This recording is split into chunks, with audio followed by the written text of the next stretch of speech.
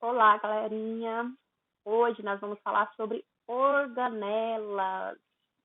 Eu sou a professora Maia Almeida. Galerinha, as organelas, elas são como órgãos. Por exemplo, o coração. O coração é um órgão e ele tem a função de bombear sangue. É o nosso órgão. As células, elas têm organelas, ou seja, ela tem órgãos dentro da célula. E essas organelas, elas desempenham importantes funções.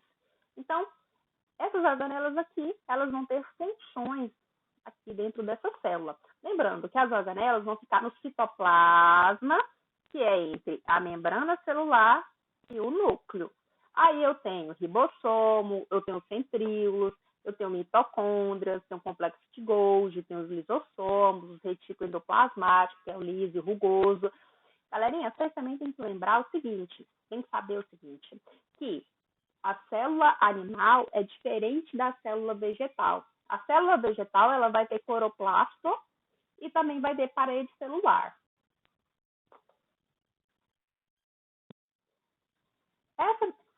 Essa organela é chamada mitocôndria. A mitocôndria, elas são encontradas em células eucariontes, ou seja, células que têm um núcleo bem organizado dentro de uma membrana, ok?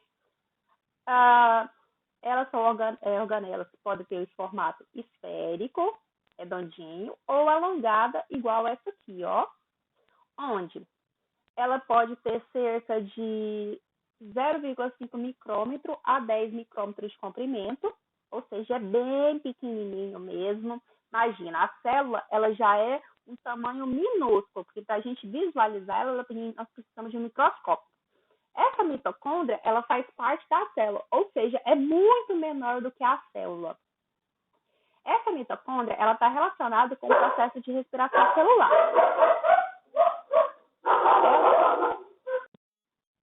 A mitocôndria, ela possui duas membranas características, que é a membrana interna, que é essa aqui, ó, e tem a membrana externa, que possibilita a diferenciação do seu interior em dois compartimentos distintos. A membrana externa, a parte de fora, e a membrana interna, que é a parte de dentro. Galerinha, eu falei para vocês que a mitocôndria, ela é responsável pela parte da respiração celular, ou seja, no interior da mitocôndria que ocorre a respiração celular. Mas o que é respiração celular, professora? Galerinha, respiração celular é o que nós precisamos para ter energia no nosso corpo. O que ocorre? Nós vamos precisar de glicose. Glicose é um tipo de açúcar. Vamos precisar do oxigênio que as plantas liberam para a gente. E lá na célula, nós vamos transformar essa glicose e oxigênio em dióxido de carbono, água e energia. Ou seja, na respiração celular, vai ter o quê? Também energia. Essa energia liberada, ela vai ser utilizada por nós, ok? Para andar, para falar. E também vai ser utilizado pela célula também, que ela também precisa desenvolver funções, desempenhar funções e também precisa de energia. Ou seja, tudo que nós vamos fazer, tudo que as células vão fazer, elas precisam de energia. Esse aqui é o dióxido de carbono, ele é um gás. Esse gás aqui, ele é utilizado pelas plantas para transformar em oxigênio para nós podermos respirar. Galerinha, lembrando que respiração celular é diferente da respiração pulmonar. A respiração pulmonar, nós vamos capturar o oxigênio do ambiente. Mas esse oxigênio, ele vai o quê? Ele vai acabar indo para a nossa célula. Galerinha, a energia liberada na respiração, ela é armazenada em uma substância chamada ATP, adenosina trifosfato, que se difunde por todas as regiões da célula, fornecendo energia para as mais diversas atividades celulares. Galerinha, aí eu tenho aqui o desenho de outra mitocôndria, que é a mesma daquela, só muda um pouquinho a cor, mas é a mesma coisa. Eu tenho a membrana externa, eu tenho os poros aqui, eu tenho uma membrana interna. Dentro da membrana interna, eu tenho a matriz mitocondrial. E é dentro dessa matriz mitocondrial que eu vou ter o quê? O DNA e o RNA, ou seja, material genético. E vão ter algumas enzimas e outras proteínas aqui dentro dessa matriz mitocondrial. Galerinha, outra organela são os ribossomos. Os ribossomos têm como função celular ligar aminoácidos para a produção de proteínas necessárias para determinados organismos. Galerinha, aminoácidos são partezinhas de proteína. E onde que nós encontramos proteína? Em carne de boi, de vaca, no leite, no ovo. Então, para formar essas proteínas, eu tenho o quê? Macromoléculas, ou seja, pedacinhos que vão formar essa proteína, que são os aminoácidos. Eles vão se ligar formando proteína. Então, os ribossomos vai ajudar a ligar esses aminoácidos, esses pedacinhos, para formar o quê? As proteínas. Os ribossomos, eles vão estar tanto presentes nas células animais como vegetais e também tanto em organismos procariontes, ou seja, que não tem um núcleo bem delimitado, quanto em organismos eucariontes, que já vão ter o núcleo ali tudo organizadinho. E essa estrutura, ela tem de 20 nanômetros a 30 nanômetros. Então, é uma coisinha pequenininha, ok? Aqui nós temos o desenho de alguns ribossomos.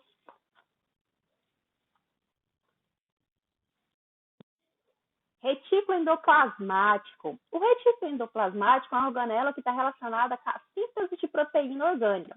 Galerinha, quando eu falo síntese, é produção. Ele vai produzir moléculas orgânicas. Existem dois tipos de retículo endoplasmático, o liso e o rugoso, e que eles têm formas e funções diferentes. Se vocês olharem aqui, ó, eu tenho o retículo endoplasmático rugoso, tá vendo que ele tem essas bolinhas aqui? E eu tenho o retículo endoplasmático liso, que ele não vai ter o quê? Ribossomos grudado nele, por isso que é chamado de liso. O rugoso, ele vai estar associado à síntese de proteína, ou seja, na produção de proteína. Porque aqui, lembra, se o ribossomo, ele ajuda na produção de proteína, vai juntar os aminoácidos aí, então o rugoso, ele é cheio de ribossomos. Então, ele vai auxiliar na produção de proteína. Enquanto que o retículo endoplasmático liso, ele vai produzir lipídios. Lipídios, galera, é o que vocês chamam de gordura aí, aquela gordurinha lá da carne, tá? Não só isso, mas a gordura em si. O retículo endoplasmático rugoso. O que acontece? Como eu disse para vocês, o que vai ocorrer? Esse retículo endoplasmático vai estar cheio de ribossomo, por isso que ele vai ter uma aparência áspera, por isso que chama ele de rugoso ou granuloso. Ele está localizado no citoplasma, bem próximo do núcleo. Lembrando que o citoplasma é o que fica entre a membrana plasmática e o núcleo. E essa proximidade com o núcleo torna a síntese de proteína, ou seja, a produção de proteína, mais eficiente. Uma vez que o retículo endoplasmático rugoso pode enviar rapidamente um sinal para o núcleo, ou seja, como ele está muito pertinho aqui, ó, ele vai sinalizar mais rápido para o núcleo para fazer a transcrição do DNA ali da proteína. E ainda quando a proteína é deformada ou desdobrada, inativa, ele vai mandar um sinal para o núcleo para melhorar esse processo aqui da produção da proteína. Ou vai mandar um sinalzinho para o quê? Programar a morte da célula, que se chama apoptose. Então, essa programação da morte da célula aqui é chamado apoptose. Galera, o retículo endoplasmático liso, ele é liso porque ele não tem o quê? Ribossomos. Esses ribossomos aqui, ó, eles não tem no retículo endoplasmático liso, por isso que ele é chamado de liso. E aqui, ó, quando tem aderido, é chamado de rugoso. Sua função básica do retículo endoplasmático liso é participar da produção de moléculas de lipídio. Lipídio é gordura, em especial fosfolipídios, que irá compor as membranas da célula, a membrana da célula. E ele, assim, dependendo do tipo de célula que ele está, ele tem funções diferentes. Ele pode estar mais envolvido na produção de hormônios de esteroides, ou ele pode estar ajudando na regulação de níveis de cálcio no citoplasma de células musculares, e etc. Ok?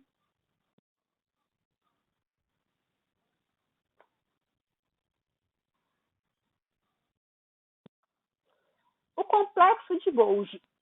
Ele também pode ser chamado de aparelho de Golgi ou ainda complexo golgiense. É uma organela de células eucariontes. Essa estrutura é formada por várias pilhas de sacos achatados, limitados por uma membrana, que são chamadas de cisterna. Então, isso aqui, ó, é chamado de cisterna. Isso aqui tudo é o complexo de Golgi. Ele tem como função modificar as proteínas e lipídios provenientes do retículo endoplasmático, transportar, selecionar e endereçar substâncias, reciclagem entre membranas, formar a parede celular da célula vegetal, o acrossomo, que é a enzima digestiva do espermatozoide, os lisossomos e a membrana plasmática e nuclear. Então, o complexo de Golgi tem todas essas funções. Galera, o acrossomo é essa parte aqui do espermatozoide. Ela vai estar cheia de enzimas digestivas. Essas enzimas digestivas vamos dizer assim, tipo um ácido. Essas enzimas, elas vão ajudar a quebrar ali a barreira do óvulo para o espermatozoide entrar no óvulo e ocorrer o quê? A fecundação. Então, esse acrossomo, ele é muito importante para a reprodução.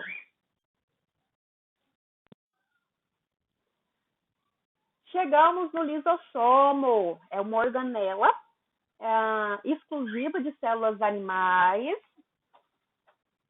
Ela tem uma grande quantidade de enzimas digestivas dentro do lisossomo. E essas enzimas, elas têm o quê? A capacidade de digerir as mais variadas substâncias. Aí, dessas enzimas, aí eu tenho a lipase, a protease, a nuclease, a fosfolipase, a fosfatase. Então, isso aqui é um tipo de enzimas ali digestivas que estão dentro do lisossomo. E, assim, os lisossomos estão intimamente relacionados com as funções heterofágicas e autofágicas das células. Ah, professora, mas o que é isso?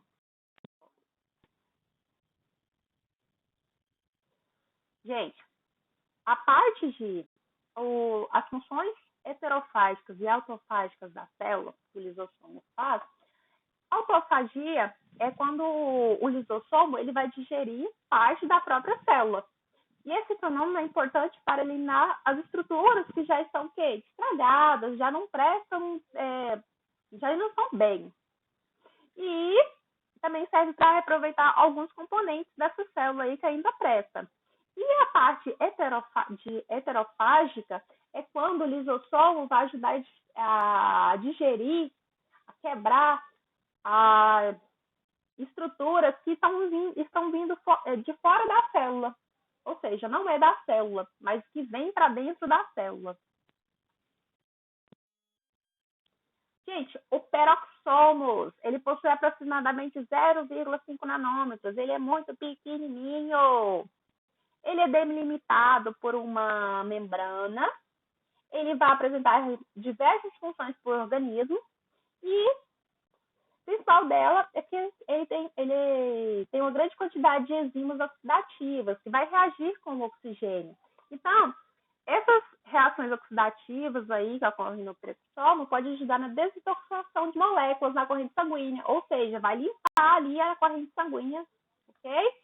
E vai ajudar na realização de quebras de algumas moléculas e vai ajudar a acelerar algumas reações nos neurônios. Galerinha, os neurônios também têm célula, tá? Todo o nosso corpo tem célula. Cloroplasto, chegamos na parte de célula vegetal. A célula vegetal tem algumas diferenças. Então, qual é a diferença de uma célula vegetal? Ela vai ter cloroplasto, vai ter o vacúolo e vai ter a parede celular. Isso aí são tipos de células vegetais. A parede celular, que vai ser uma barreira aí, né? Ela tem quase as mesmas funções da membrana plasmática e ela vai servir como uma barreira aqui para proteger dentro da célula. O cloroplasto, ele é responsável pelo processo de fotossíntese. Só um minutinho eu vou explicar o que é fotossíntese. Dentro desse cloroplasto, tem muita clorofila. A clorofila é que vai dar essa cor verde para as plantas e também vai ajudar na absorção de energia do sol para fazer o quê? Fotossíntese. Esse cloroplasto, ele também tem esse nome aqui, ó, plastídeos. Lembrando, cloroplasto é tipo de célula vegetal. Então, se eu perguntar assim, fulano, cloroplasto é célula vegetal ou animal? Fulano tem que responder que é de célula vegetal. Então, o cloroplasto ele tem de 4 a 6 micrômetros de diâmetro. Ele é responsável pela síntese de aminoácidos, ou seja, produção de aminoácidos, ácidos graxos, metabolitos secundários. E, além disso, ele vai ajudar no armazenamento de amido por tempo limitado. Galerinha, o amido, ele é um tipo de carboidrato. Esse amido é o que acontece. Várias glicoses, vários açúcares de glicose vão se juntar, formar o amido. E esse amido aqui, ele vai ser o quê? Guardado dentro do cloroplasto. Gente, galera, a fotossíntese ela é muito importante para a gente. E para as plantas também. Ela vai pegar nosso gás carbônico que nós liberamos na respiração celular, que é o dióxido de carbono, vai absorver a água do solo, vai pegar a energia do sol e vai transformar isso aqui tudo em gás carbônico que nós vamos usar na respiração e vai também produzir a glicose. Gente, glicose é um tipo de açúcar. Esse tipo de açúcar nós absorvemos quando nós comemos as plantas, ok? E ele fornece energia para o nosso corpo, essa glicose aqui. E o oxigênio vai ser utilizado na respiração celular. Então, o gás carbônico, que é o dióxido de carbono, vai reagir com a água, com a energia do sol e vai transformar em glicose mais oxigênio. Por último, nós temos o vacúolo. O vacúolo, ele também, como eu disse, é uma característica de célula vegetal. Esse vacúolo, ele é envolvido por uma membrana chamada tonoplasto. Dentro desse tonoplasto, tem um suco celular, que é cheio de água, sais, açúcares e proteínas dissolvidas. Ok?